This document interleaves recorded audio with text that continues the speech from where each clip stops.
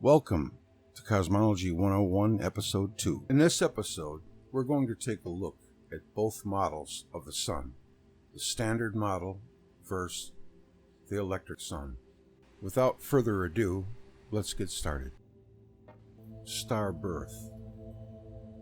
The standard model sun birth, somewhere long ago and far away, an old star died, creating a supernova, which eventually became what we see as nebula. In this supernova, they say that all of the heavy elements that are on Earth were created and fused over a long period of time. This somehow, some way, became a swirling disk of dust and gas. The one thing that always bothered me about that theory is that if the star that died still had all this hydrogen left over to create one or more new baby stars, then why did it die in the first place? That has never really been addressed in anything that I've seen. So now we have a swirling disk of dust and gas. Then the remaining dust and gas that was left out of the star eventually, through what is known as accretion, became the other planets, which stuck together like little dust bunnies and all eventually became this planet. And then the collapsing nebula somehow ignited, and then it blew all the refuse out of the way, and what was left over was a solar system. And this star was born from the remains of the star that died. But there's that problem with, if there was all this hydrogen left over, why did the star die in the first place? And how did the hydrogen become perfectly placed out so that a family of stars could be born if more than one star was born at the same time? The standard model sun. The sun is a huge sphere of glowing gas. It produces energy and light, which make life on Earth possible. The temperature of the sun varies tremendously, and not in ways that you might realize. At the core of the sun, gravitational attraction produces immense pressure and temperature, which can reach more than 27 million degrees Fahrenheit, 15 million degrees Celsius. Hydrogen atoms get compressed and fused together to create helium. This process is called nuclear fusion. Nuclear fusion produces huge amounts of energy. The energy radiates outward to the sun's surface, atmosphere, and beyond. From the core, energy moves to the radiative zone, where it bounces around for up to 1 million years before moving up to the convective zone, the upper layer of the sun's interior. Now, this radiative zone has intrigued my interest, so I wanted to delve into it a little bit more. And it's also called radiation zone. Radiative zone is hypothetically a region or layer of a star's interior where energy is primarily transported toward the exterior by means of radiative diffusion and thermal conduction rather than by convection. Energy travels through the radiation zone in the form of electromagnetic radiation as photons. Matter in a radiation zone is so dense that photons can travel only a short distance before they are absorbed or scattered by another particle, gradually shifting to longer wavelength as they do so. For this reason, it takes an average of 171,000 years for gamma rays from the core of the sun to leave the radiation zone. Over this range, the temperature of the plasma drops from 15 million K near the core down to 1.5 million K at the base of the convection zone.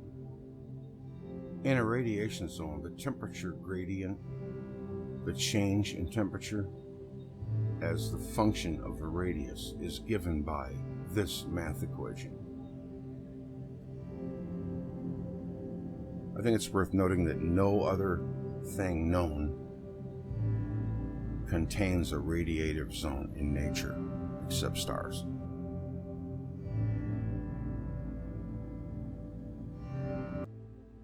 The temperature here drops significantly. Large bubbles of hot plasma form a soup of ionized atoms and move upwards to the photosphere.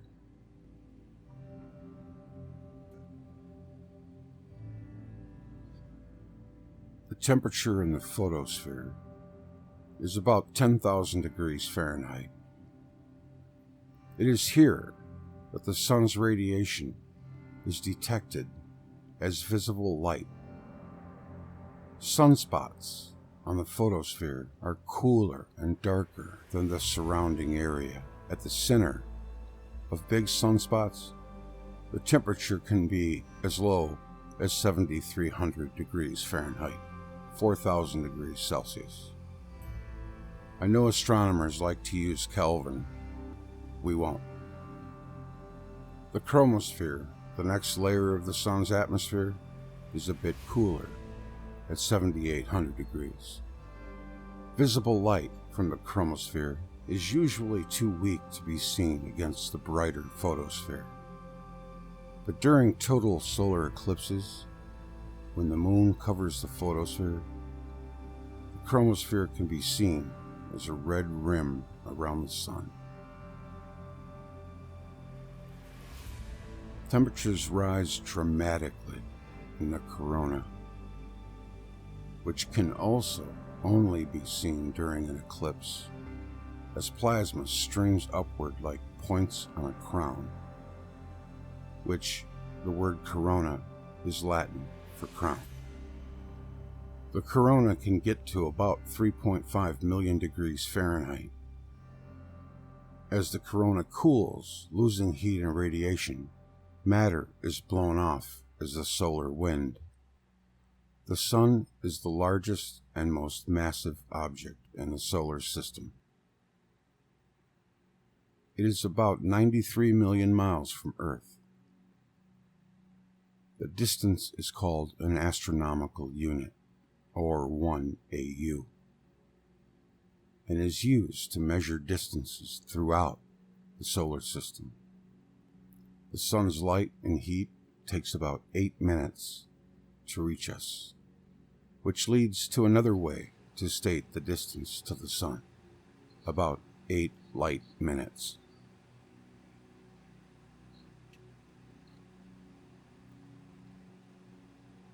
And that is the standard model of the sun.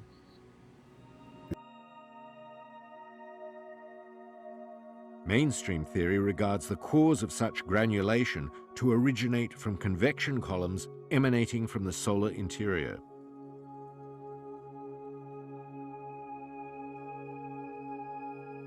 Huygens was highly critical of the notion that violent convection, from an exploding nuclear core, can be observed in the photosphere of the sun.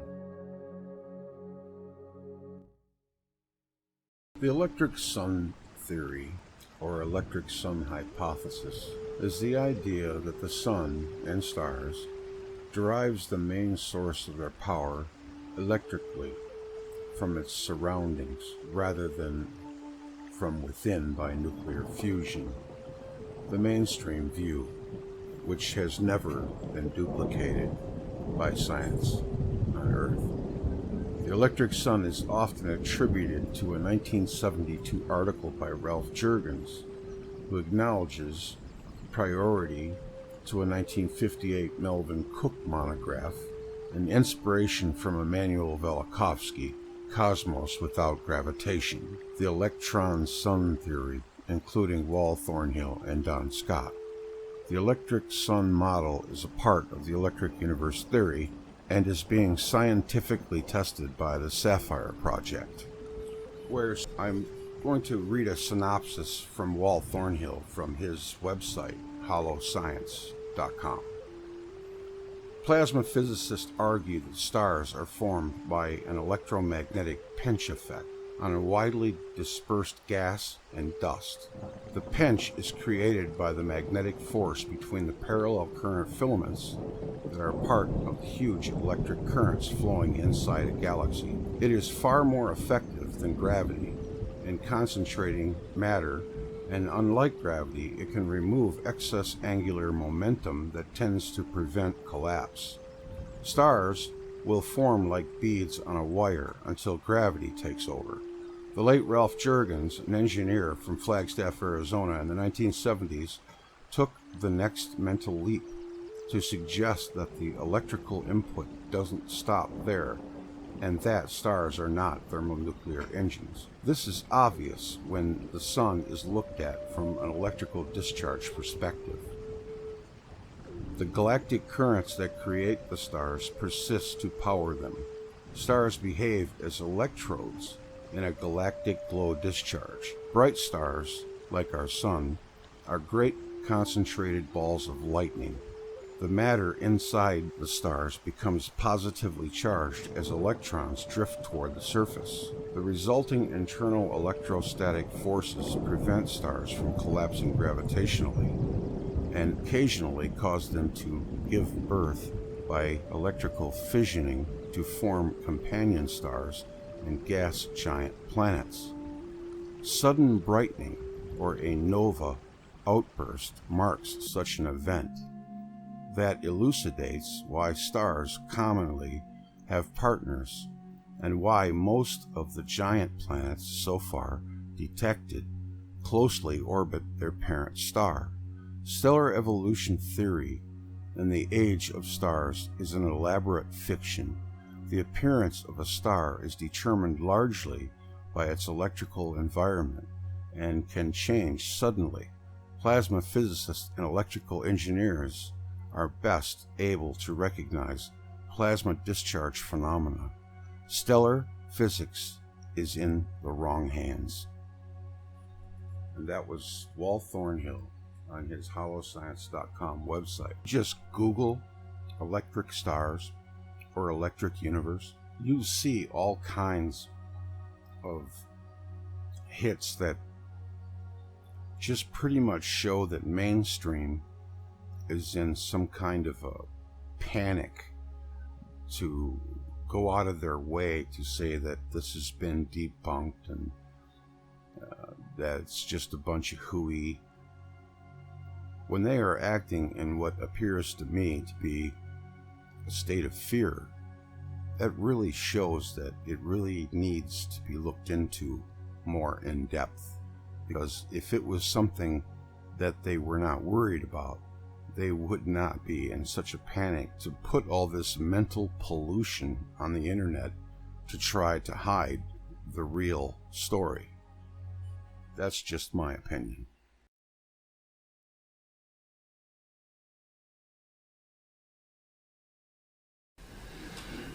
The standard solar model, this is the culprit. Arthur Eddington deduced the nuclear energy concept of stars. He based it on a number of premises, all of which were false, and yet he had the temerity to say it should not be too difficult to understand such a simple thing as a star. He used gravity and simple gas laws applicable on Earth but not in the solar plasma, which resulted in a simplistic model that took no account of the observed complexities of the sun.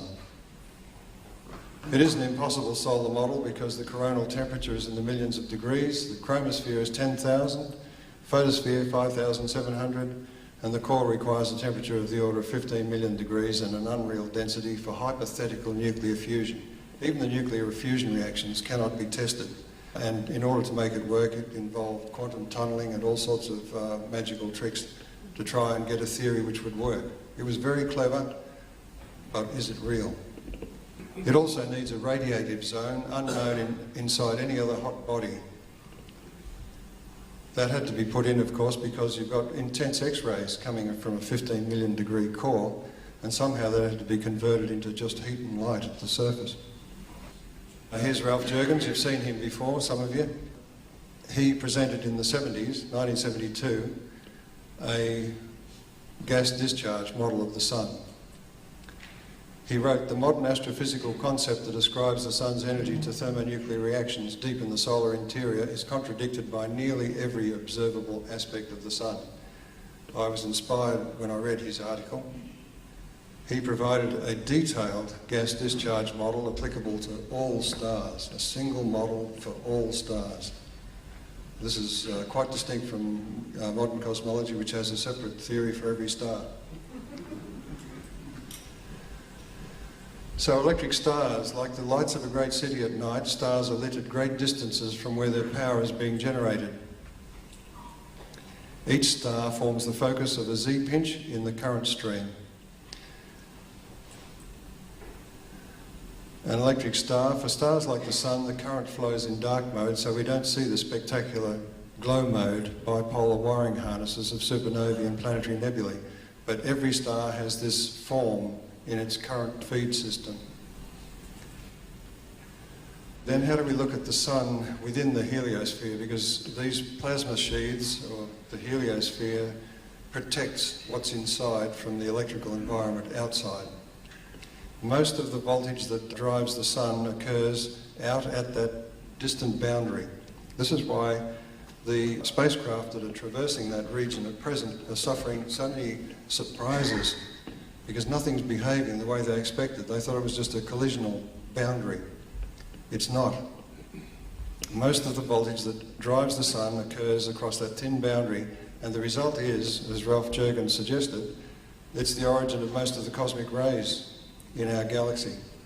Every star has this cosmic ray accelerator at the boundary of its heliosphere. It's called the virtual cathode, because if the Sun forms the anode here, and it's just a coronal discharge into thin air, thin vacuum, there is a virtual cathode set up by the plasma. It's the boundary of the Sun's electrical influence. It is the virtual cathode in the stellar corona discharge, and most of the Sun's driving voltage appears across the plasma sheath. A very important point, because all of those who've, the pseudo-skeptics I call them, who attack this model, say, where are all the relativistic electrons streaming past the Earth? You know, we should see them. The point is, if you'll notice, that this here is the voltage gradient through most of the heliosphere. The only place where you'll see swift changes in that voltage gradient is at the virtual cathode. You'll notice the size of it here, and this little blip when you get into the corona. That's the thing that accelerates the particles in the corona and heats them to 20 million degrees. Cosmology and the electric universe can inspire, in my opinion, a scientific revolution of unparalleled scope.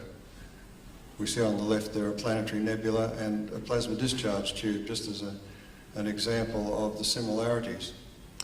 And they hinge on one simple question in both cases, plasma cosmology and the electric universe: does electricity play a role in the universe? The electric universe cosmology, a guiding principle of this is convergence of all human knowledge. This is why I've been associated with David Talbot and the comparative mythologists, because that extends our knowledge right back into prehistory. And when you think about the short time that we've been observing the skies with modern instruments, it's a very narrow view of the history of the skies. We do not want merely a modern consensus in one single specialised field. What is plasma? Moving plasma generates electric currents and forms current sheets, filaments and bubbles. It produces radiation over large parts of the electromagnetic spectrum, and this makes radio astronomy extremely important in the future. There's already sufficient information to be able to overturn, in my opinion, all of the nonsense about the Big Bang available from radio astronomical observations. Interestingly, plasma behaviour is extremely complex, far more than I ever imagined.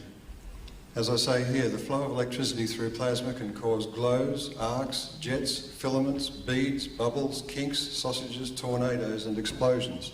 That's a pretty fair range of phenomena to be going on with a single mechanism. It's just as we see in the lab, and as it turns out, it's just as we see in deep space. Of course, this has been mentioned, the electric force is 10 to the 39 or 10 to the 40 times stronger than gravity. And one of the scientists who was involved with the Velikovskian story early in the piece, Dr. Earl Milton, wrote an article called "The Gravitational Force is Zero," and he used this little example at the bottom. Gravitational force divided by the electric force is 10 to the minus 39, which is as good as zero as you can get. So we cannot ignore the electric force in the universe. In a plasma universe, we have to ask what physics lies behind these wonderfully mysterious objects that shine in deep space. All these glorious photographs we get from space are being viewed and interpreted by people who have no experience in plasma physics. It's obvious that energy has been supplied to the thin gas in space so that some atoms become ionized and glow. Astronomers are restricted to explosions to deliver the energy to this ionized gas. And in some cases, the distance between the glowing envelope and the central object that's supposed to have exploded precludes the explosion being responsible for the energy that we see radiated by these spectacular planetary nebulae. So the plasma universe can be far more complex than we ever imagined, while the underlying principles are very simple. And this may be chiseled in rocks on the surrounding country, out in the surrounding countryside near Los Alamos. Kristian Birkeland is one of the electric universe pioneers. He was a Nobel Prize nominee and a pioneer. He built a model electromagnetic Earth, his Torella experiment, to mimic an aurora. And a good book about his life is by Lucy Jago called The Northern Lights. It's a good read. The thing is that this Torella needs electric power to work. So the phenomena we see in his experiments has to be powered electrically externally. And this is important, of course. He wrote, "It seems to be a natural consequence of our points of view to assume that the whole of space is filled with electrons and flying electric ions of all kinds." He was rather prescient in his statements. There's more to come.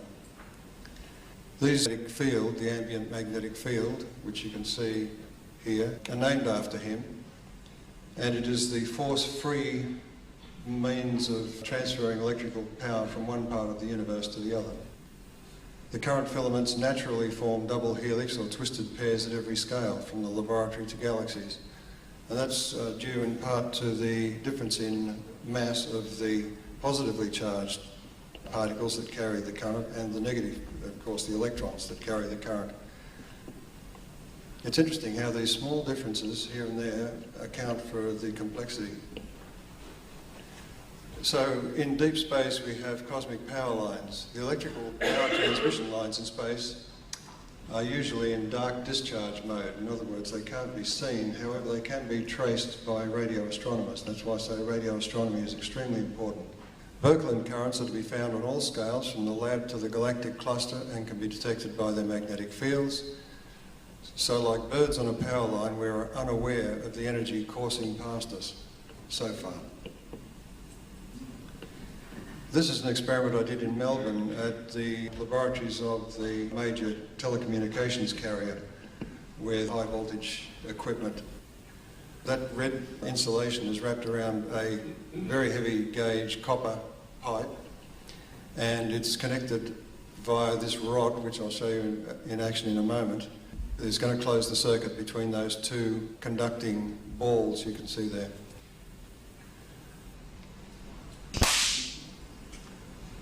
And this is the result. It's compressed in both radially and longitudinally.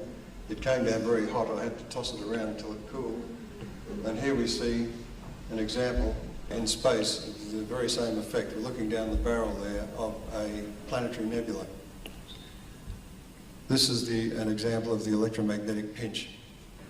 It's also called the Bennett Pinch. And you'll see here three examples. One, the laboratory example, the Southern Crab Nebula in the centre, and supernova 1987A, which is one of my favourite objects, since it shows all of the phenomena as we would expect from a plasma pinch effect in space, and suggests that supernovae have nothing to do with an internally generated explosion in a star. Alfvén had an article published in the Boston Globe, I think it was in the 60s, and it was under the heading of Alfvén's Electric Universe, But one of the important statements he made was important fields of research, for example, the treatment of the state in interstellar regions, including the formation of stars, are still based on a neglect of Bennett's discovery, that's the pinch effect, more than half a century ago. Present-day students in astrophysics hear nothing about it. He said that in 1986. Starbirth. One of the features of an intense lightning bolt is that the current can actually pinch off totally so that it forms bright beads or plasmoids. So bead lightning appears with a particularly powerful fork lightning. It looks like the lightning discharge channel has broken up into a string of glowing plasma beads. So last year there was a report from the Herschel Space Telescope, which is looking in infrared into the birthplaces of stars. And here's a quote from the paper. A view of an incredible network of filamentary structures and features indicating a chain of near-simultaneous star formation events glittering like strings of pearls deep in our galaxy. That is, in effect, bead lightning in an interstellar cloud. There was a subsequent paper which examined some of these filaments in more detail, and here's the quotes from that paper. The filaments are huge, stretching for tens of light years. And regardless of the length or density of a filament, the width is always roughly the same. That's like cloud-to-cloud lightning. But the explanation of the astronomers is that all of these kinks in that are caused by exploding stars. So I asked the question, where are these exploding stars? And shouldn't there be some sort of radial curvature associated with those filaments? Instead of that, it has the same kind of tortured path of lightning. And the stars form along those filaments.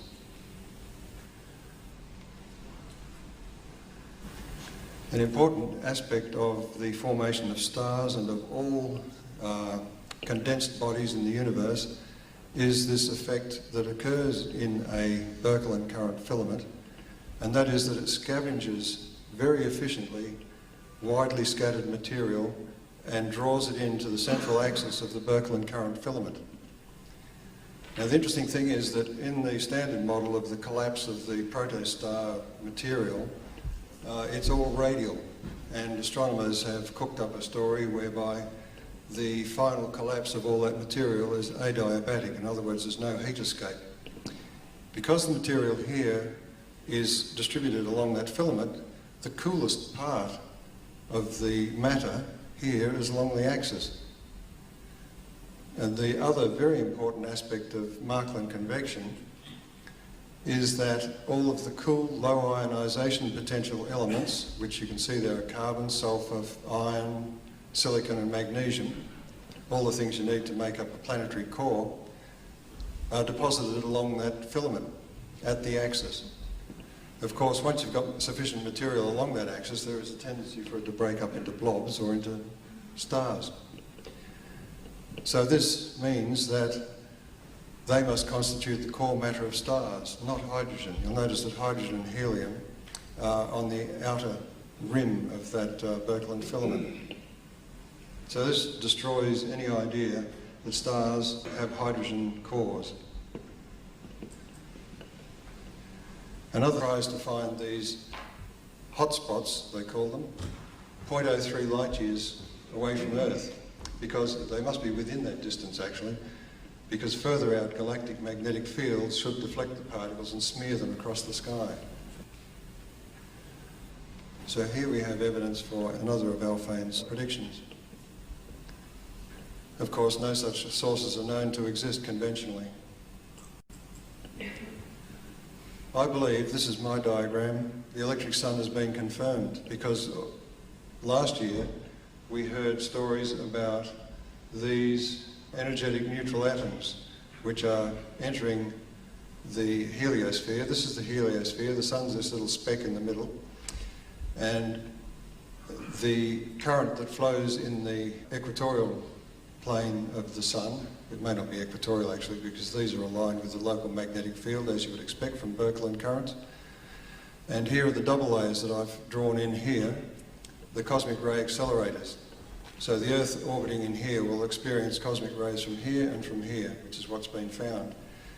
This discovery of energetic neutral atoms in a ribbon around the sun, around the solar system at some unknown distance, was a complete and total surprise. There was no explanation for it.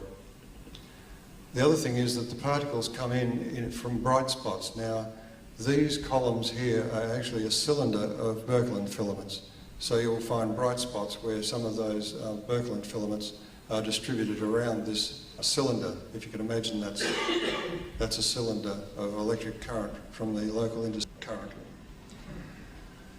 So, in my opinion, we have confirmation of the electric sun and its connection to the interstellar circuit. It's really hard to gather a source for the electric universe's version of the sun because there are quite a few very good ones. I won't cite Don Scott as a source, I will just let you watch him. But I saw a description on the Thunderbolt site from a guy named Stephen Smith. It sums it up pretty good, so I'm going to read what he wrote. The electric sun theory presupposes that sunspots, flares, coronal heating, and coronal mass ejections are due to changes in the sun's galactic electrical supply. The contention is that the sun is powered externally and is not a fusion reactor. Instead, Birkeland current filaments, named after Kristian Birkeland, carry electricity through the Milky Way, supplying the sun with variable power. The circuits in which Birkeland currents circulate generate magnetic fields, so their helical shape is known, since it can be seen. Plasma's behavior is driven by conditions in those circuits. Fluctuations in current flow form double layers with enormous voltages between them. This means that electric forces in double layers can be several orders of magnitude stronger than gravity.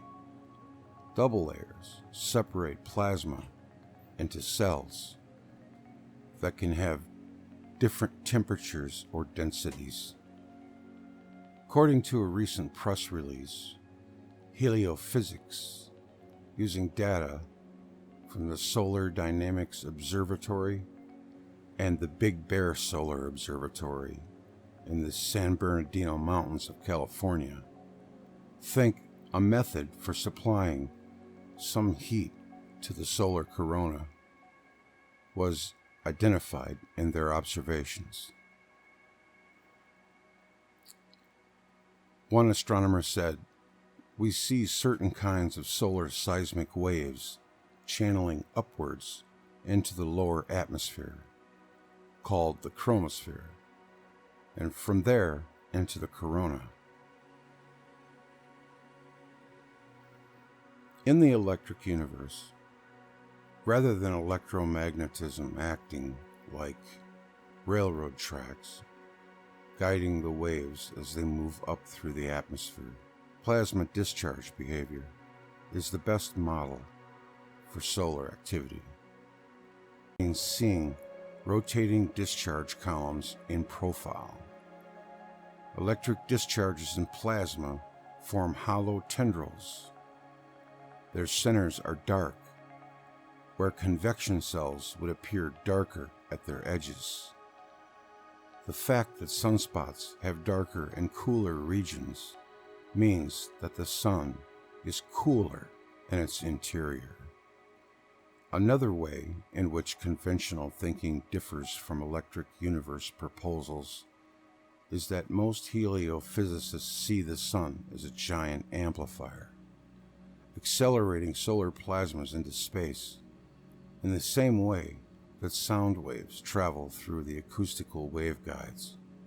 As mentioned, however, it is spicules, rising thousands of miles up in the photosphere, that carry ionized plasma with them. Since the sun is the locus of positive charge with respect to interstellar plasma, Sunspots appear when electric discharges penetrate the photosphere, allowing the electric charge to flow into its depths. Electromagnetic flux tubes, sunspot filaments, expose the sun's cooler interior. The idea of kinetic heat transfer from the sun's core cannot be supported by any observations. Multiple loops and arches connect sunspots and rise up from the photosphere, penetrating the chromosphere. The chromosphere is a plasma sheath, or double layer region of the sun, where most of its electrical energy is contained. When electric charge flowing into the sun's plasma sheath increases beyond a critical threshold, it triggers sudden solar flares and prominence eruptions. Powerful electric fields generate secondary toroidal magnetic fields that surround the eruptions. When current grows too strong, the plasma double layer is destroyed, interrupting the charge flow and allowing stored electromagnetic energy to blast into space. Solar flares, therefore, can be thought of as solar lightning bursts. This underscores electric universe advocate Wal Thornhill's assertions, where he says, quote, "After 100 years of neglect, an electrical model of stars is just beginning to emerge. It is an engineer's view that offers a coherent understanding of our real place in the universe and practical insights for the future exploration of space. If the sun shines as an electric light plugged in to the electric universe, the objective tests become obvious. Perhaps, with real understanding of stars, we may reach childhood's end in the cosmos." End quote. And that was signed Stephen Smith, Thunderbolts Group. Surface works very analogously to the way a PNP transistor works. And we'll see that briefly at least.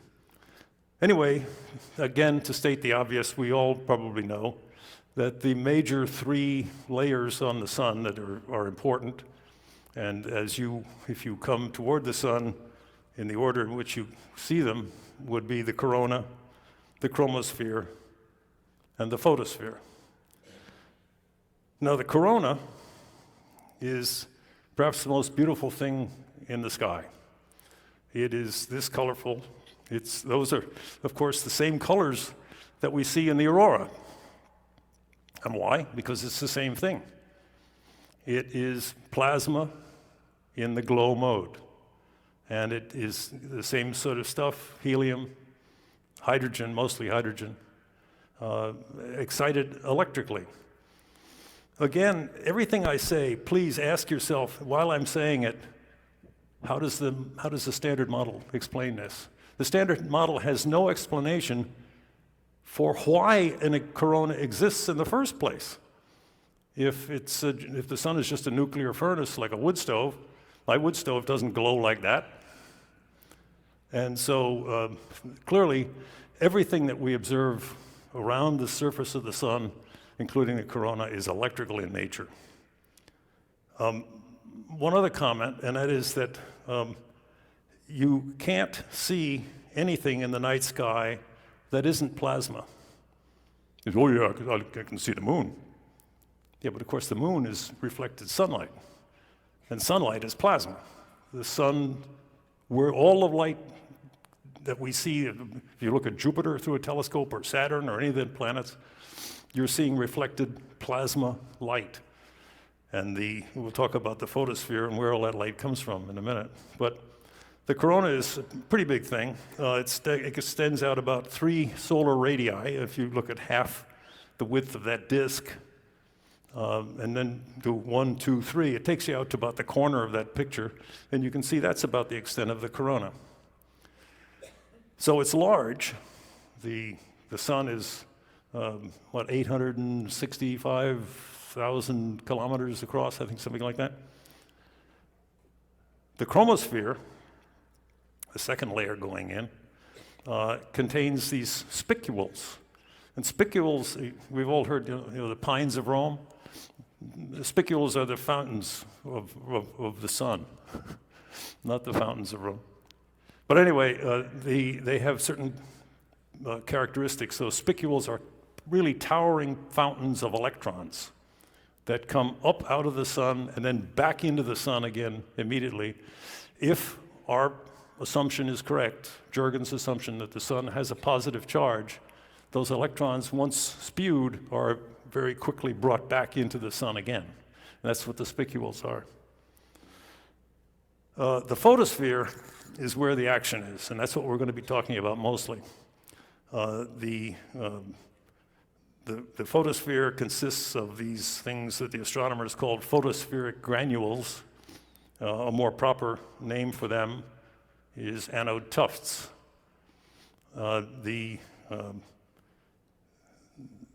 anode tufts consist of plasma in the arc mode, and I've heard all sorts. Even one of my good friends thinks the sun is liquid hydrogen or something. It better be pretty hot liquid, because plasma in the arc mode puts out a horrific amount of power. And as a matter of fact, but I should say this, those granules come and go with time. They grow, they get bright, then they shrink and they go away. The power put out by the sun is really fantastic. That is to say, the radiation from the sun, every square inch of the sun's surface on average puts out 42,000 watts. If you can think of what about a square mile, it's not boiling anything. It's arc mode plasma. The temperature of those granules or tufts is about 6,000 Kelvin, which is pretty. You wouldn't want to spend your summer vacation there, but it's in relation to the temperature of the lower corona, which is 2 million Kelvin. It's a medium temperature. Anyway, there's a picture of the granules. That's a movie. If you look at it very carefully, you can see it moving. It's a real-time motion picture of the granules. If you keep your eye on one, especially near I think that white stuff in the center is a bunch of spicules coming up through. I don't know, but I think that's what it is. And you see them; they're all over the place. Let's see. Yeah, where is it? There's some down here, there's some over here, up here, and of course a bunch of them here. If you keep your eyes on the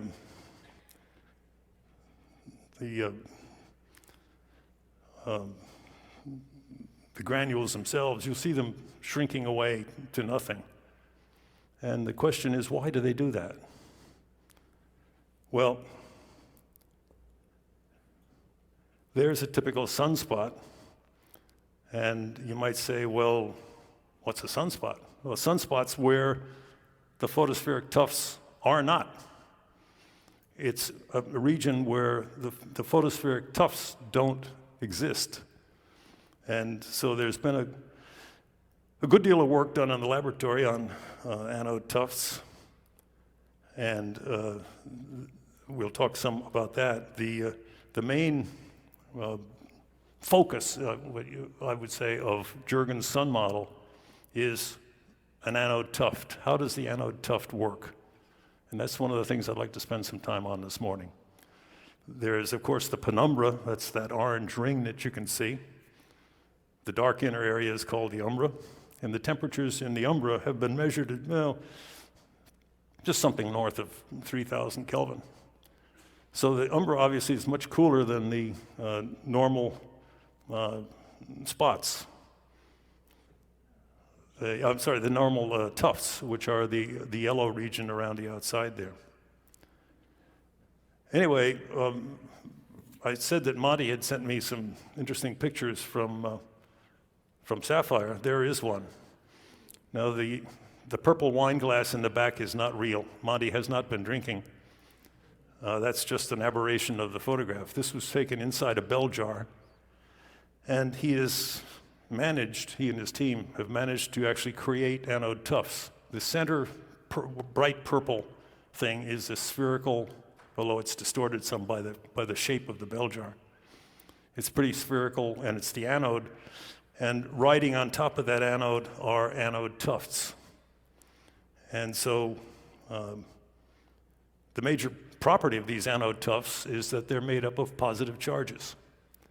And as such, you can think to yourself, just basic knowledge of electricity, if those things are each one a group of positive charges, then they don't like each other. They're going to be repelling each other. And so you see they're quite evenly spaced over the surface of the sphere. And as you'll see in a minute, when Monty increases the current, he increases the number of tufts and he increases the brightness of the tufts, and finally they turn into something in the arc mode, just like we see on the surface of the sun. So, as I said before, I think I said before, the main basis of the Jurgen's model is an analysis of those tufts. And so we're going to be thinking of traveling in a line, if you can visualize, from the purple surface there, the surface of the anode, up through the tuft, and then out beyond the tuft. And let's think, what would we expect to see there? I'll tell you what Jurgens expected to see there, and I think it's exactly what Monty is seeing and is going to see in his Sapphire experiment. That's the famous double layer. You're going to hear people in here talk about double layers. Hannes Alfvén was famous for double layers. Irving Langmuir got the Nobel Prize for his work with double layers. That's a double layer. That's all it is. That is what it is. Why don't those positive charges and negative charges come together and neutralize each other? Why do they stay separate? Irving Langmuir found out, and that's why he got the Nobel Prize. And I've heard people decry that can't happen. What you're seeing, don't believe your lying eyes. Believe me, I'm going to tell you what happened. No, that's what really happens. And that's a picture of what the penumbral filaments look like. And it's kind of interesting that I maintain, and you think of it yourself, the umbra is a place where there aren't any tufts. So if you look at a cross-section of this thing, you can see tufts. They're all pushing on each other. The samurai warriors, they don't like each other. But when it comes to the edge of the place where there aren't any tufts, these guys don't have anything to hold them back. So they fall in. And you can see that's happening. The reason I say you can see it happening is concentrate on the circular ring right on the outside of the penumbra, right between the yellow and the, ochre colored areas. And you can see that the regular tufts, the yellow area, right near where the tufts are breaking away, are going outward. You see that? And the tufts in the penumbra are going inward. Sure, they hate each other. They're both positive groups of positive charge. They're elbowing each other. And so when the group that is not being held back by anything and just falls off, when it starts to flow, to move, it's still pushing on the other guys. The space is opening up, and so some fall in and some fall away. So I think that is proof, the fact that the yellow ones actually move outward while the other ones are moving inward. When space opens up for them to be able to move, shows that what you're seeing is an electric reaction. It's not a gravitational reaction.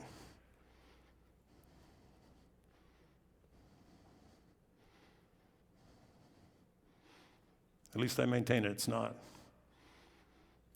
The analogy, of course, is the calving of icebergs. You got a glacier, and you got the ocean or wherever that water is out there, And these things eventually break loose and fall in. In this case, this guy that's falling, in the process of falling in, is not pushing on anything. So there's no tendency for the tufts, if you will, the potential icebergs that are in the wall of the glacier, there's no tendency for them to move away because nothing's pushing on them. Only gravity is pulling the one down that's falling in. This is not the case, so this is a partial analogy. It is sort of like, lets you think about what is happening on the sun, but on the sun, this guy that's falling is pushing back like crazy on the one that he just came away from, and he's moving back. It's going to increase in strength, and the plasma tufts are going to go into the arc mode. You will see the photosphere. There they are. They don't like each other. It's like a bunch of kabuki warriors pushing each other away. They're all positive, and they're all looking for advantage and not finding it. You might hear Monty's voice in the background if they have the audio on. He's increased the current. The tufts have begun to go into, I know whether it's a high glow mode or that's arc mode. You can see now, it's a better model that you can see the sunspots. Sunspots are where there are no tufts. There's something that he's got the excitation such that it looks like the chromosphere. That little black thing in the bottom, I guess, Michael can tell me whether, is that the spectroscopic probe or it's a probe of some sort. There's the corona. The ring around the outside is the cathode.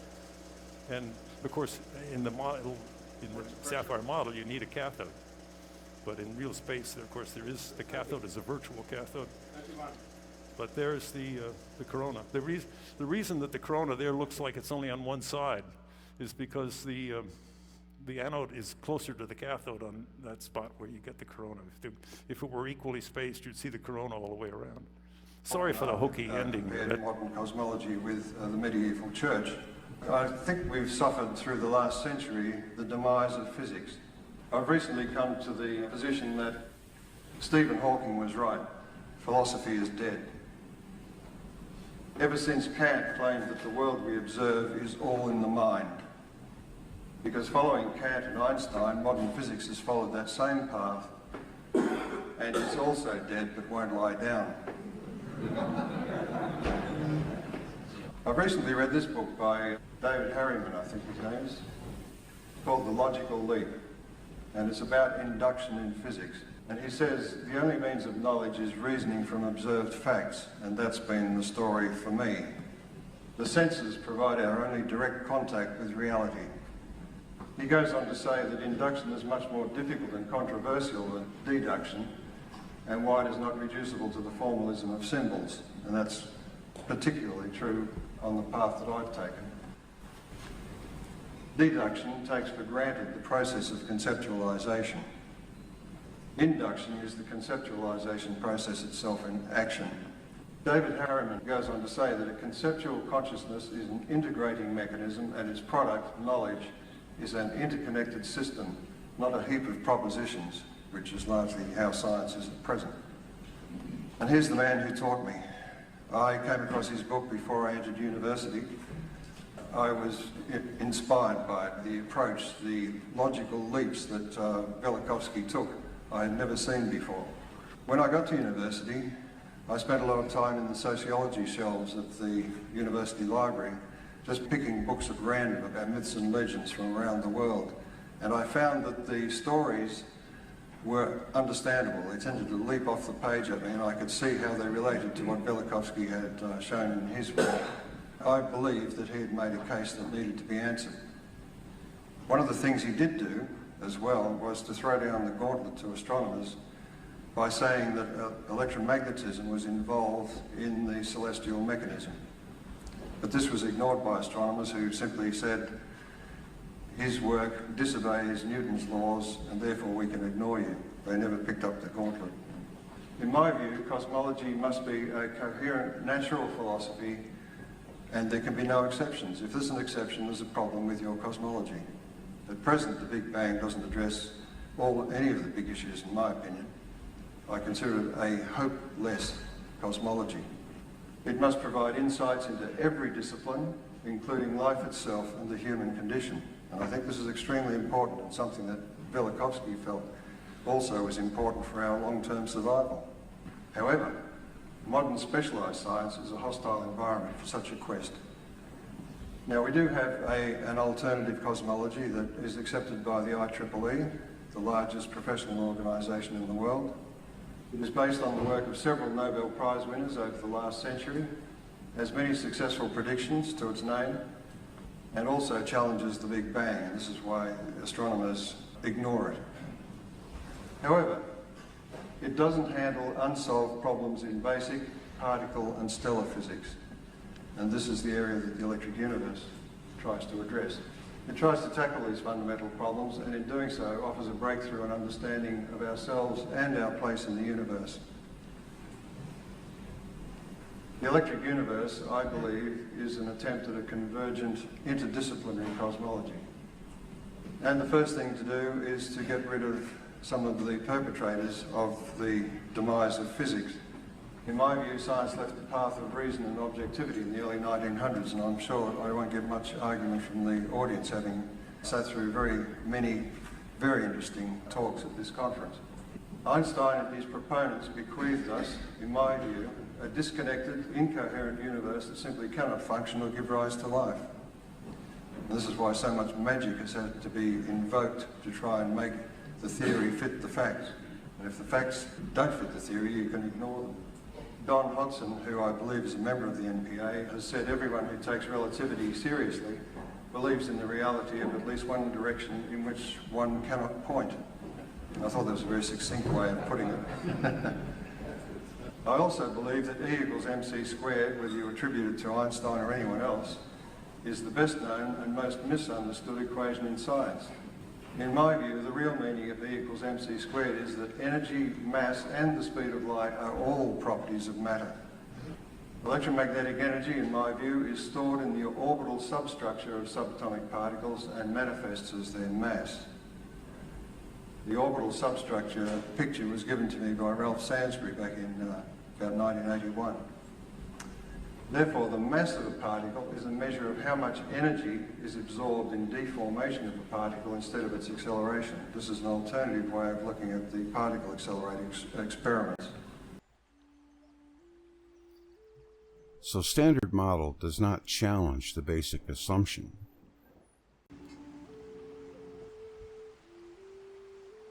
I have a few more things to add to that, but not much. The sun is a variable star. In X-rays, meaning there is no way to find out how long it will continue to shine, as it does. But there appears to be a mechanism in place that maintains its brightness and electrical output, in spite of its varying electrical environment. Plasma operates in what is called dark mode in many cases, but it, unlike dark matter or energy, can be detected by radio telescopes. Plasma is significantly defined as the fourth state of matter, but it is only because it was the last to be discovered. In actuality, it is the first state of matter.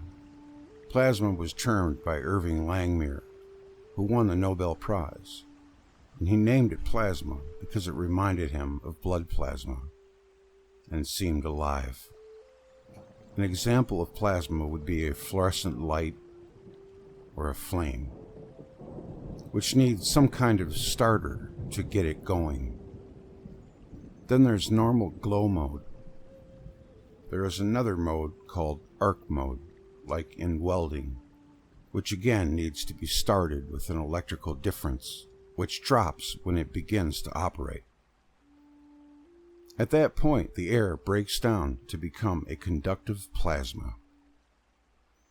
And this thing called the pinch effect, it has been reproduced in laboratories because the beauty of the electric universe is that The plasma operates the same in tiny experiments or galactic interactions.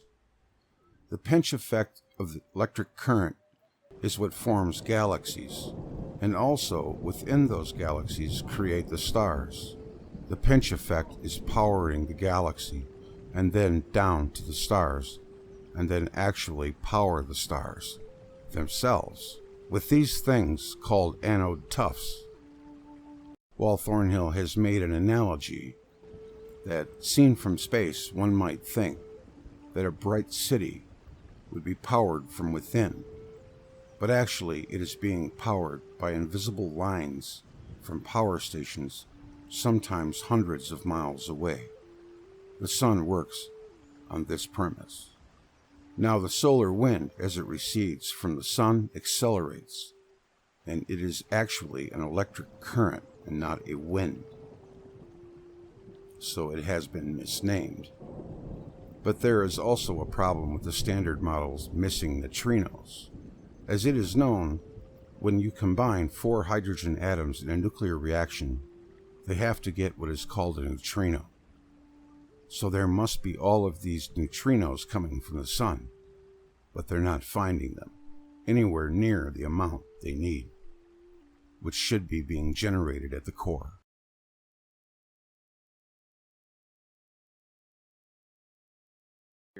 Compressed matter in the core of the sun to cause its thermal temperature to be around 15 million degrees. And that it's this pressure that is responsible for the nuclear reactions causing fusion, and that through various ways this energy migrates and finally escapes through the layers of the sun, creating the photosphere, which is cooler at about 6,000 degrees Celsius. And then further on out to the corona, where the temperature again rises up to around 2 million degrees. But this is one of many disparities that heliophysicists have spent years working on to discover. Why does the sun shine? Three, if you would. It's almost there. Yeah, discharge the stem, but it's fine.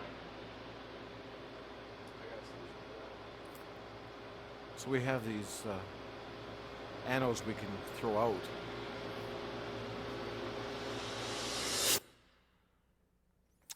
And that was day 2.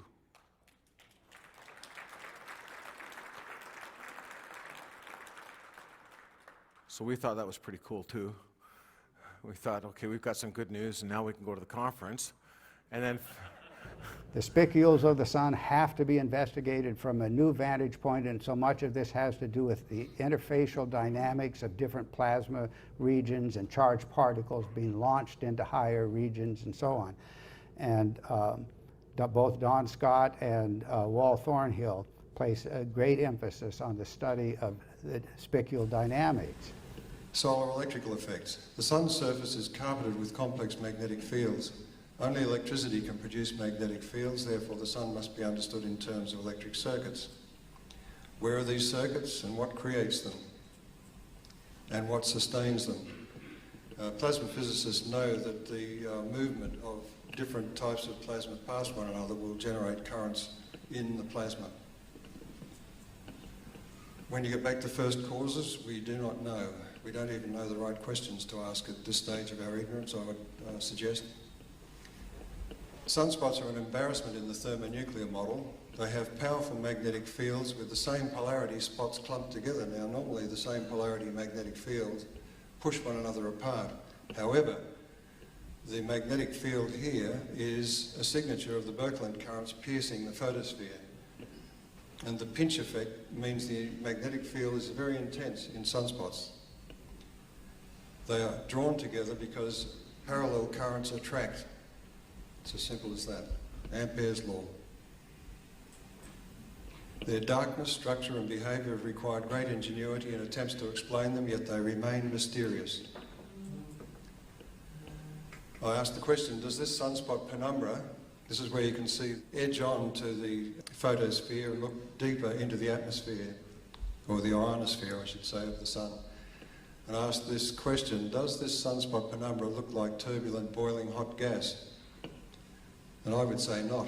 It has structure, it has a motion which doesn't look like boiling material coming up from the interior of the sun. And why is the sunspot dark if the sun is hotter beneath? It should be blindingly bright, because we're trying to get that 15 million degrees energy out through this hole, which is looking deeper into the ionosphere of the sun. The simplest answer is that the sun is thousands of degrees cooler below. And remember I said stars are formed with cool cores? They're not formed with hot cores. They could never have any nuclear reactions in their core under those conditions. Here we come back to Birkeland. This man was amazing. He wrote, "It might be imagined that the interior of the sun formed a positive pole for enormous electric currents." So there's your electric sun. This assumption has the advantage of appearing to give a natural explanation of the movement of the sunspots in various latitudes. This experiment has been repeated back in the 60s, and depending on the current input, those spots move in latitude, which is exactly what we see. So the sunspot movement across the latitudes on the sun is a measure of the changing input to the power input to the sun. In this case, he wrote, the origin of the sunspots must be that the presumptive more or less insulating photospheric envelope was sometimes pierced by disruptive discharges. I couldn't believe it when I read that. Thus forming great electric arcs. I would say he was the first one to actually tell you what a sunspot is. And that was from his huge tomes called the Norwegian Aurora Polaris Expedition, published in 1902, 1903. What do we find today? This is the sun in ultraviolet light, and you can see that we have an equatorial view at the top and a polar view at the bottom. And it has a plasma torus about it, and this is exactly what Birkeland had found in his experiments, that you get a plasma torus, and it's a storage ring, it stores energy. When that energy gets to a certain level, a massive discharge will take place from that torus to the surface of the body, and it follows the magnetic field lines. In the extreme case, when there's too much energy in that ring, it may actually switch to a polar jet. Many stars have polar jets. I suggest that these long filaments in the penumbra are actually electrical tornadoes, thousands of kilometres long.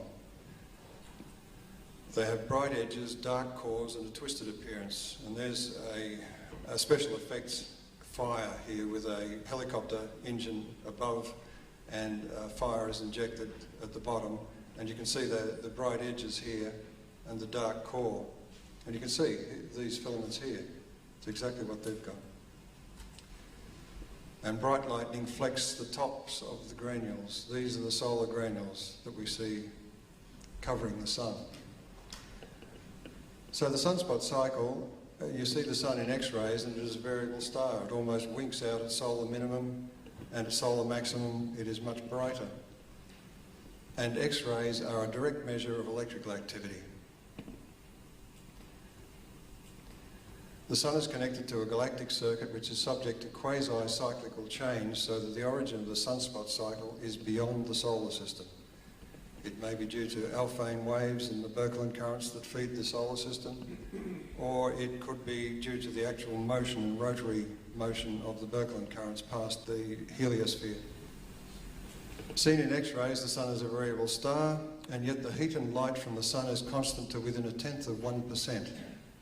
An explanation is very important, for it explains why most bright stars shine steadily. And it's not like the 4th of July. An electric sun, this is something that Don Scott pointed out, because he's an electrical engineer and knows this stuff inside out.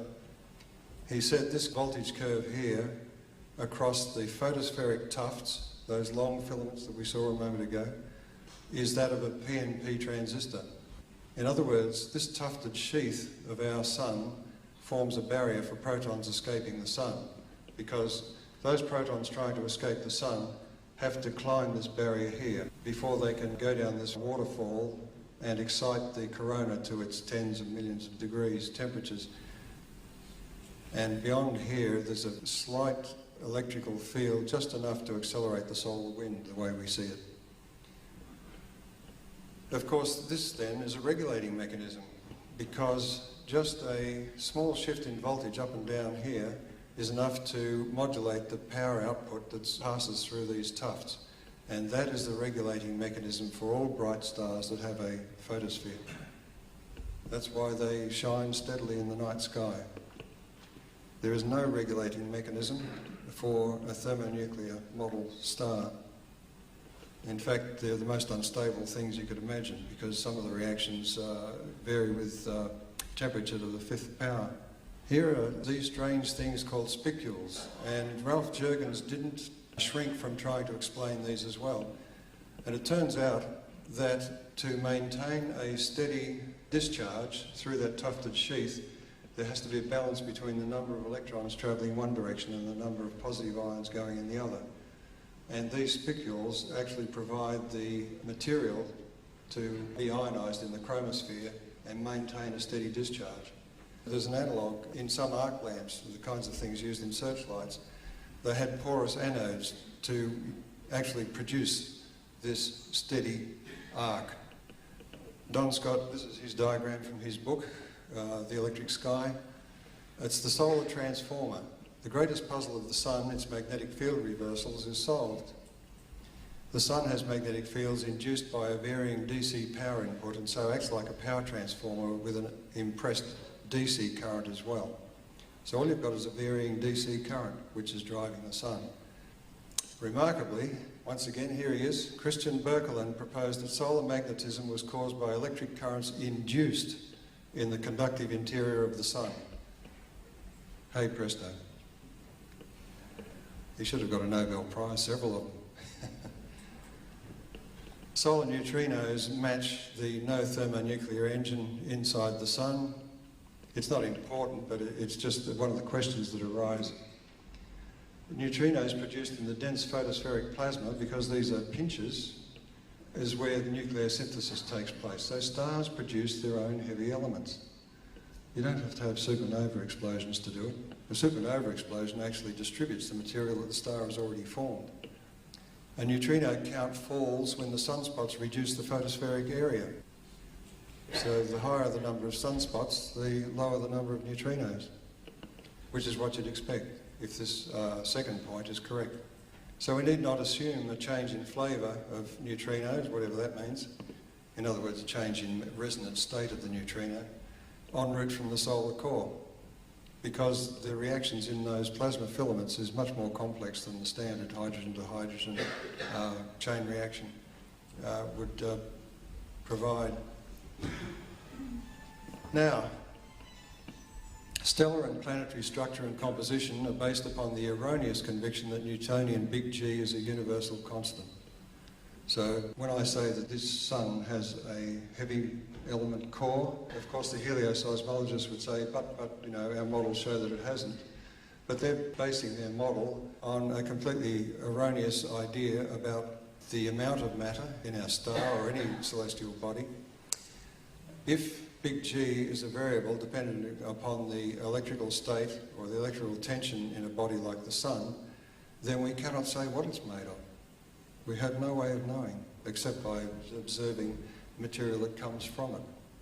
And if the sun is cool, there is a radial internal electric field to be considered, because, as I said before, all the positive charges are heavier than the negative charges. So in a gravitational field there would be an offset and a radial electric field, so all celestial bodies behave like electrets.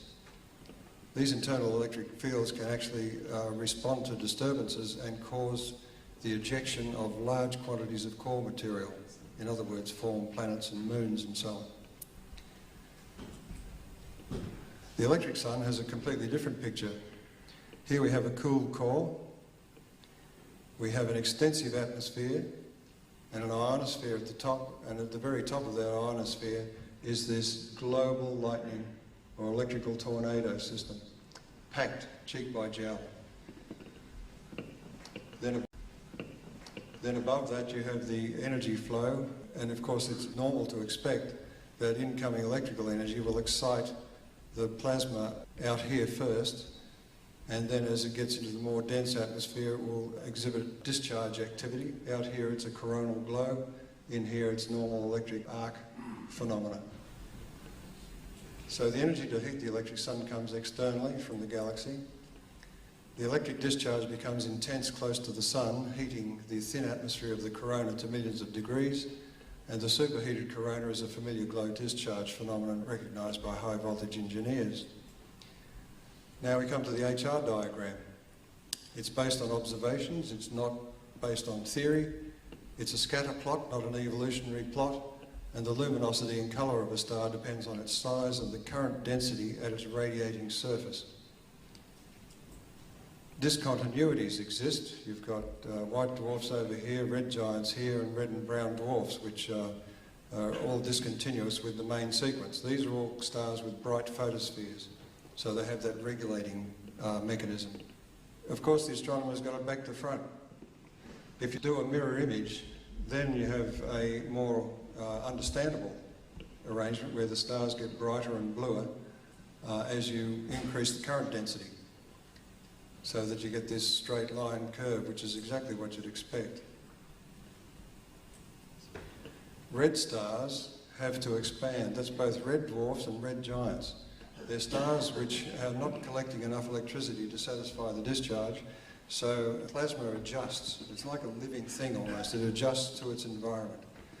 And so it expands the anode sheath to collect enough current. And some of those anode sheaths are monstrous. You know, Betelgeuse, if that star was in our solar system, its photosphere reaches out to the orbit of Jupiter. White dwarfs, on the other hand, may be normal-sized star, but they have no bright photosphere. Their upper atmosphere is in direct contact with the plasma of space. They have only a faint white corona. Imagine if the sun's photosphere turned off, you would see this white envelope, very faint, but very white, very high temperature in appearance. So stellar evolution is a fairy story. This is V838 Monocerotis. This erupting star transformed itself over a period of months from a small underluminous star, a little hotter than the sun, to a highly luminous, cool supergiant star undergoing rapid and complex brightness changes. This was the quote of the article describing it. The transformation defies the conventional understanding of stellar life cycles.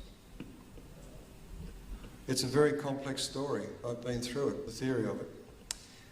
So here's a red giant. This is actually Betelgeuse. It's 500 times the size of the sun, and it has a hot spot. You've got to ask yourself, you know, what's a hot spot doing on a red giant star? What happens is as that envelope expands, the electric field grows stronger because it's trying to collect electrons from space. But on the other hand, positively charged particles, in other words, its stellar wind, are accelerated more strongly the other way. So you have this anomaly where these cool stars have the most powerful winds known. And if the stellar wind is being boiled off, so to speak, this doesn't make any sense at all. And Betelgeuse sports a hot spot. Now, I've suggested it may be above one of its poles because one of the Alfvén circuits shows that one of the connections of the electric circuit is to the poles of the star. So we may be staring at one of the poles. Giants and dwarfs. The usual story is that stars consume their fuel and change to giants or dwarfs. The story is complex, unverifiable, and regularly contradicted. This is another version of the HR diagram there. And astronomers are perpetually astonished by unexpected changes in stars. This is a white dwarf system. Sirius B is the white dwarf, and Sirius A, you'll see an optical light here. Sirius A is very bright in the sky, and Sirius B is almost invisible, and it's a faint white, so-called white dwarf. Now, if you look at it in X-rays, it's the reverse. Here's Sirius B, it's brighter than its optically bright partner Sirius A. This is what you'd expect, where the discharge reaches into the ionosphere directly of a star. The X-ray output is high, the visual light output is low. There's nothing special about that. It can be an ordinary star. It's just that its partner may have usurped most of the current. It's supposed to be a collapsed star at the end of its fuel. But how can an old and a young star be together? Because here you have an old and a young star, so to speak, under the conventional ideas, together. A white dwarf has no bright photosphere. Its white light and X-rays come from an intense corona. Here's the different star types, and I've shown how I think they would look. A red dwarf is actually quite large. In other words, it's like a red giant in miniature. A red dwarf was discovered, and the astronomers decided that it was putting out too much light for what they assumed was a dwarf star. So they said, oh, it must be a pair of red dwarfs of exactly the same size and power output. I suggested, no, it's a single red dwarf. It's just much bigger than anyone ever expected. Main sequence star, it is covered with photospheric tufting, tufted anode and a controlled discharge. Blue giants are a large star under high electrical stress. Red giants are a normal star under low electrical stress, and it develops a bloated glowing plasma sheath. A white dwarf is a normal star in direct contact with space plasma and has low luminosity. Talking about brown dwarfs, if a brown dwarf gets close to a very bright star, the bright star is at a higher potential than the brown dwarf. That brown dwarf will actually switch off as a star and become a comet. It switches from being an anode in the discharge system to being a cathode, and there are quite distinct differences. Now, if the Earth, hypothetically here, if the Earth was a satellite of a brown dwarf, that radiating shell would be quite enormous. It could have all of the satellites of that object, that small star, orbiting within that envelope. That whole radiating envelope puts energy on the surface of any orbiting planet equally on every square metre. So that you would have no seasons, no day and night, and you'd receive ultraviolet light. This refers to what Dwight was talking about the other day with the earliest memories of mankind. It suggests that we were in this situation, and astronomers in recent years have come to the conclusion that this is the more likely place for life to thrive. Where we are now is much more precarious. So brown dwarfs don't hang out with stars because electrically it's impossible. The other thing is that these brown dwarfs, unexpectedly, they flare. They throw material off occasionally because they've got no means of controlling their discharge other than to get rid of material, matter, charged matter. So that any satellites of these brown dwarfs gets occasionally drowned in water, an atmosphere, and also solid materials to cause layering on them. Brown dwarfs flare and deposit layered minerals on their satellites. There's a few more logical leaps involved in the electric universe, and I'll just go through a few of them.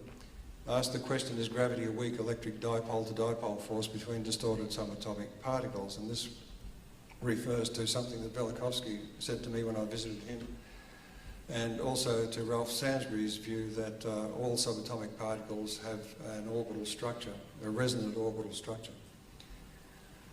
And as Ralph has pointed out, magnetism then is also an electric dipole-to-dipole force due to transverse distortion of electrons or protons accelerated in an electric field.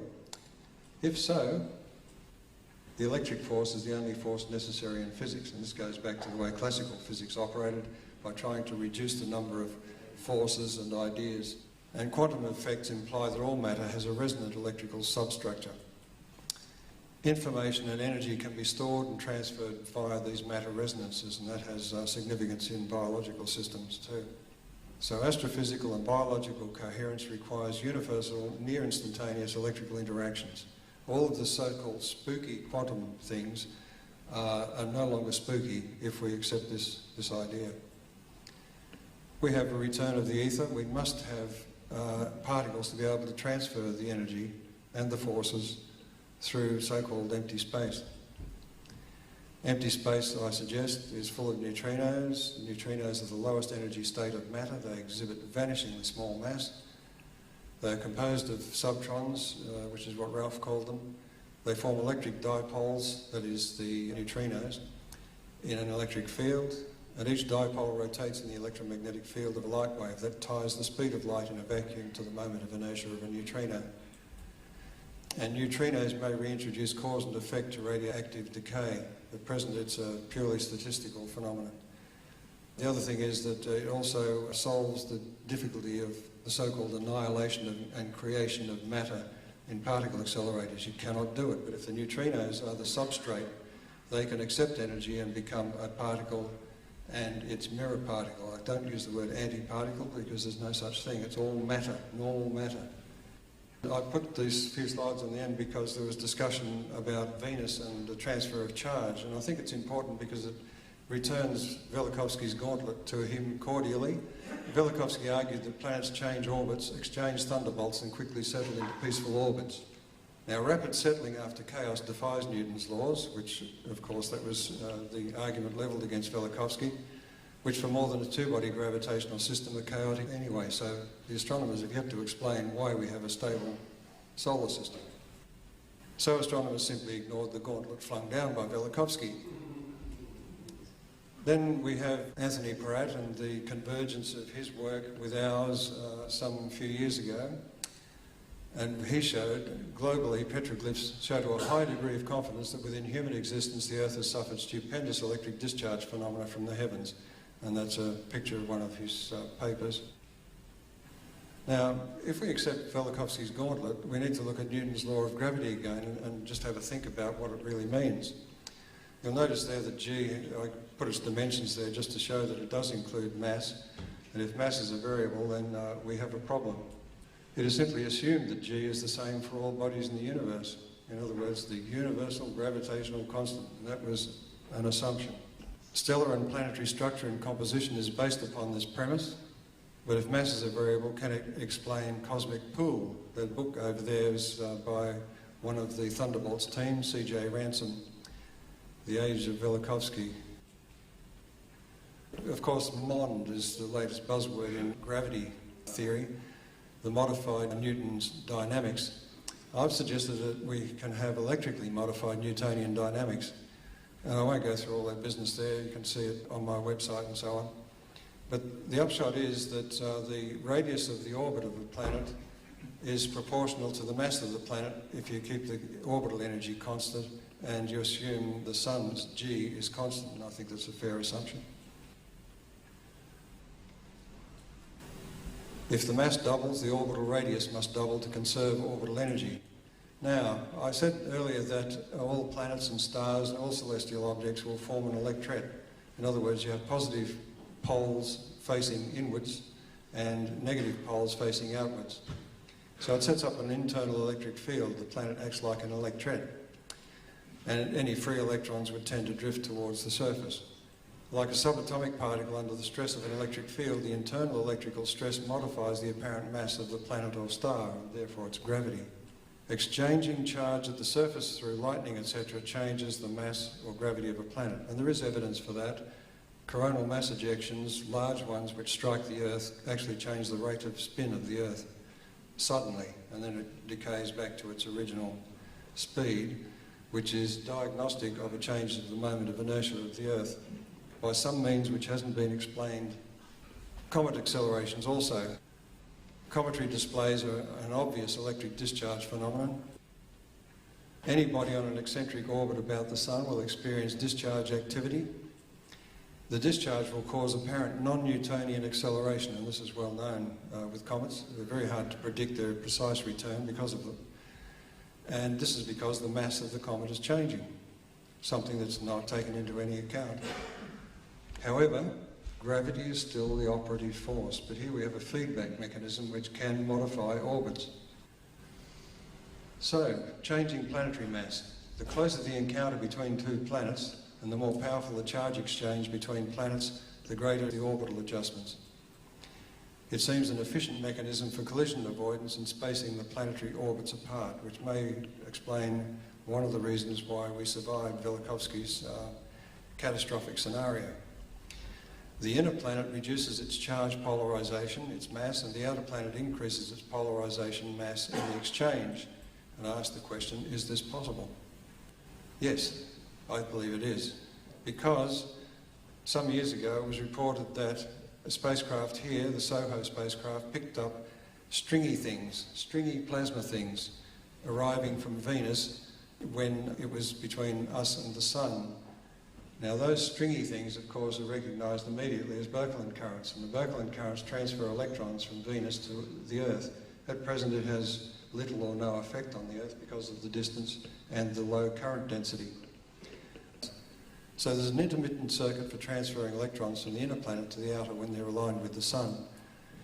The charge transfer is in the correct sense to induce the planets to move apart into orbits having electrical least interaction. Quickly it will appear as though the system operates according to Newton's laws with no sign of recent instability, and that was the problem that Velikovsky faced, and it was the question I asked him when I visited him. How do we deal with this problem? And I think this is the answer, or part of the answer. And we come to the Sagnac Award winner, and I consider a great man, a modern Galileo. Dr. Halton Arp embraces a plasma universe. I think it's a very apt photograph.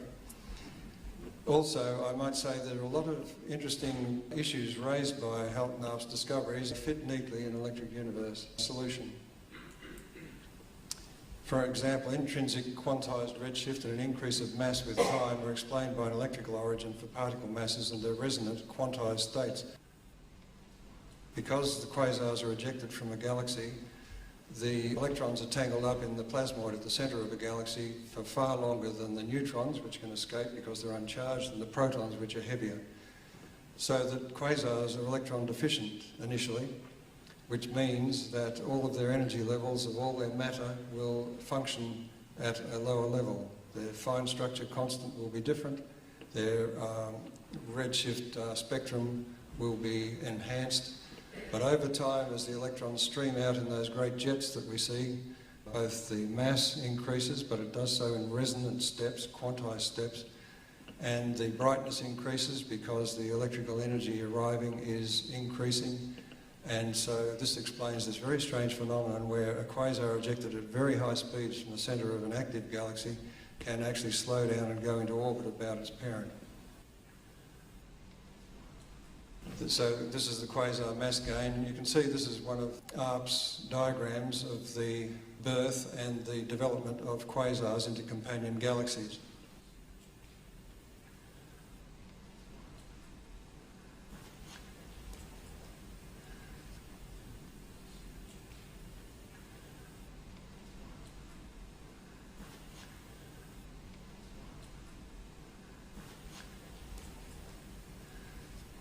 Intrinsic redshift, an increase in mass of subatomic particles equals an increase in the orbital energies of electrons within atoms in the quasar.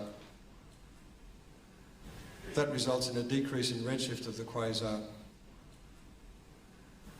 And since subatomic particles are resonant systems of charge, the redshift must decrease in quantum jumps. Now, any explanation for this kind of intrinsic redshift gets over the problems that you face if you're trying to talk about the medium between us and the quasar, because you cannot quantize, as far as I can imagine, the redshift by anything that occurs between us and the emitting object, but it's intrinsic to the emitting object. Called the scientific establishment rose in arms not only against the new Velikovsky theories, but against the man himself. Efforts were made to block the dissemination of Dr. Velikovsky's ideas and to even punish supporters of his investigations. Universities, scientific societies, publishing houses, and popular press were approached and threatened. Social pressures and professional sanctions were invoked to control public opinion. There can be little doubt that in a totalitarian society, not only would Dr. Velikovsky's reputation have been at stake, but also his right to pursue his inquiry, and perhaps even his personal affairs. And that's absolutely factual. And one of the major scientists that was put onto the case of Velikovsky to totally try to refute all of his theories was none other than Carl Sagan. That was Carl Sagan's evening job, if you will, was to go around and harass and try to refute all the theories of Immanuel Velikovsky, and he was not able to refute any of them. Alfred A. Wallace, no less the co-founder, who discovered natural selection previous to Darwin, and with him was the founder of the evolutionist theory. But on reviewing the startling differences between Homo sapiens and other mammals, he realized that man was an exception to the rules of evolution. He amazingly wrote, "Some intelligent power has guided or determined the development of man." There are so many things that mainstream science does not know. for example, they don't know what gravity is. They can't define it. What makes that happen? What is it that makes the Earth spin? What is it that holds thousands of tons of water in the clouds before a rainstorm? It should just pass right through it. Why is the surface of the Earth negatively charged? Why is it that negative ions are healthy?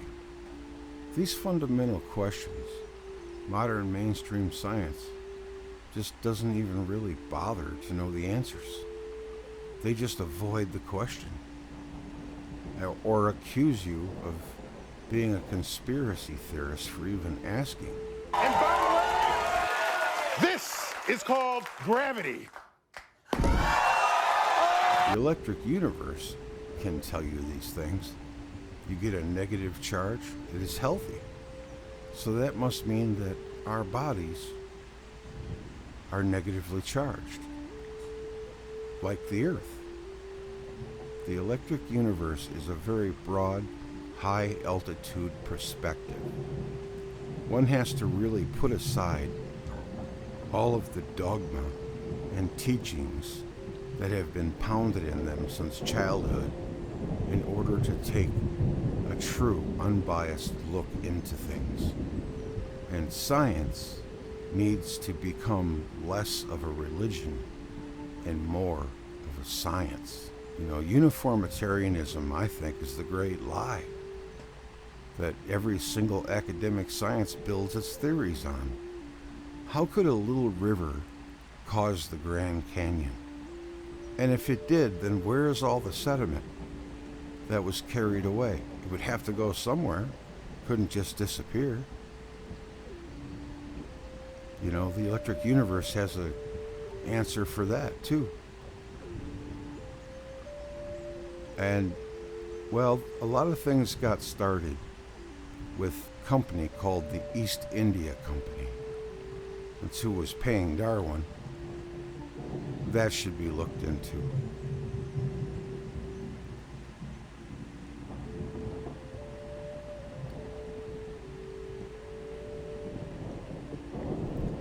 Also, did you know electricity can immediately cause fossils?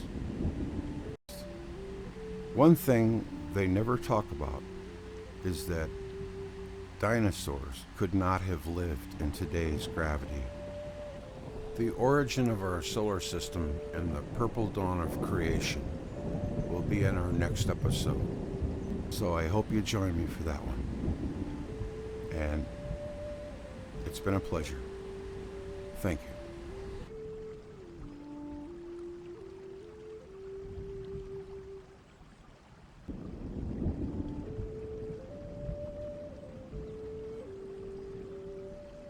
A web of circuitry and the electric force connects and unifies all of nature, organising galaxies, energising stars, giving birth to planets, and on our own world, controlling weather and animating biological organisms. In other words, there are no isolated islands in space. Thank you.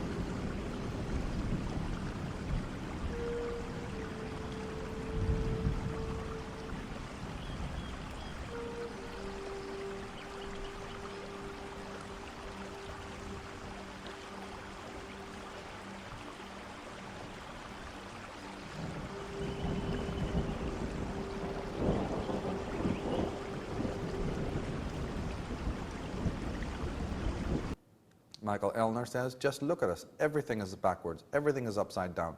Doctors destroy health. Lawyers destroy justice. Universities destroy knowledge. Governments destroy freedom. The major media destroy information. And religion destroys spirituality.